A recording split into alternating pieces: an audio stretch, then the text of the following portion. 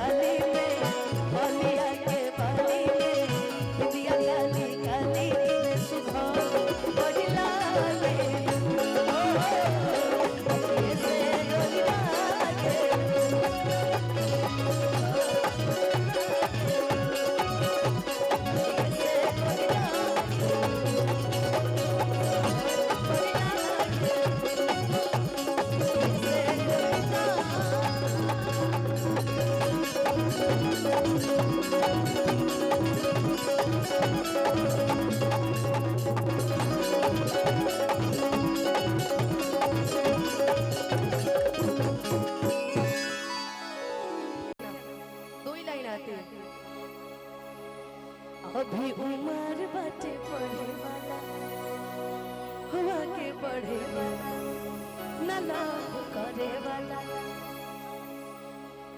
अभी उम्र बाटे पढ़े वाला न आगे बढ़े वाला न लव करे वाला।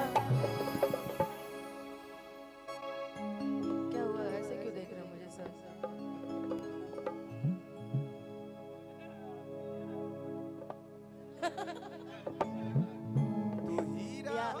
नहीं अपने ऊपर नहीं लेना हमको।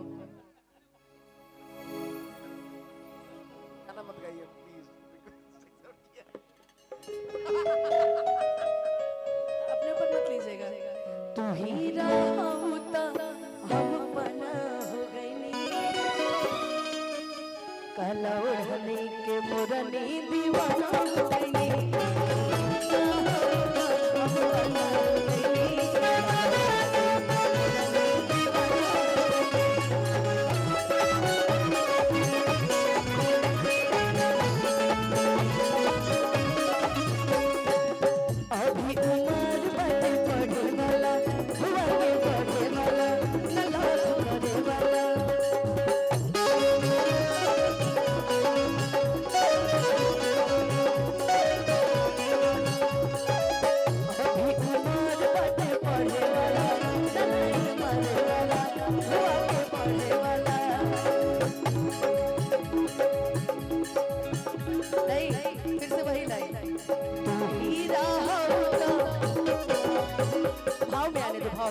सुनिए ये जो लाइन है हीरा वाला ये आप इनको देख के गाइए।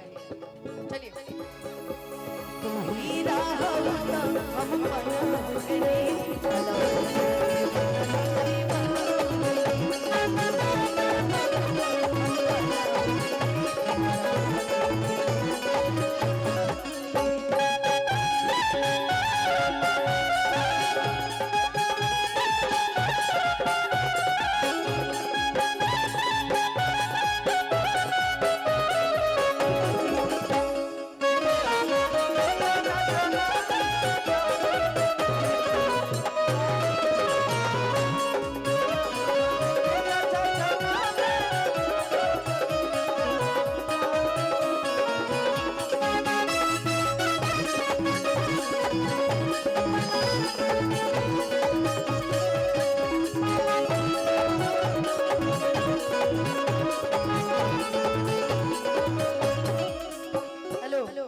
एक और फरमाइश गा देते हैं उसके बाद फिर हम अपने मन से गाएंगे कि राह चलीला कटोके सुना रे सैया जी। आपका फेस देख रहे हैं ना भैया, मुझे कुछ कुछ यादें आ रही हैं, लेकिन आप टेंशन में क्यों हो जाते हैं? पूरी दुनिया में को हीरो हमारे फुआ के मौसा के नाम भी हुए हो। देखो ही तवा के देखो कि प्यार करे से पहले हम आगे आइए कि प्यार करे से पहले सोच ला नतीजा राजा जी। आइए इधर भारती दीदी कि प्यार करे से पहले सोच ला नतीजा राजा जी। मोर बहनिया के बने जीजा राजा जी, मोर बहनिया के बने जीजा राजा जी। प्यार करे से पहले सोच ला नतीजा राजा जी।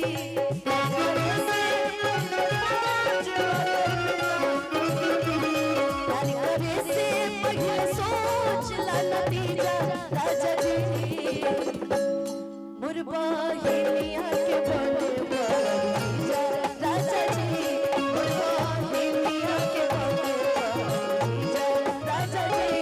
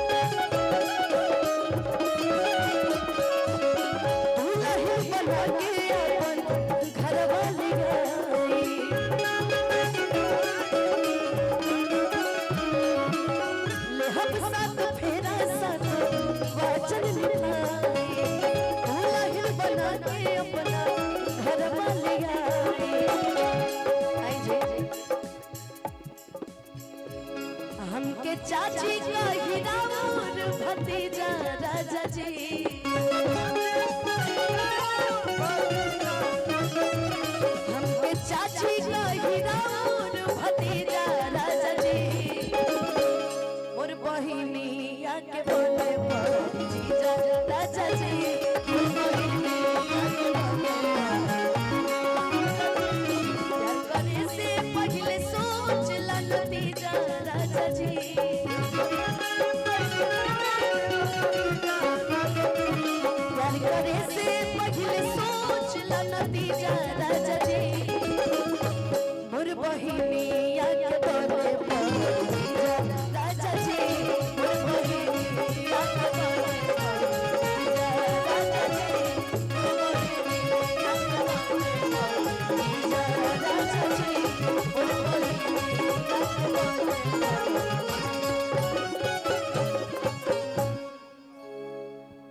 मोर बहिनिया के बोलबा जीजा राजा जी।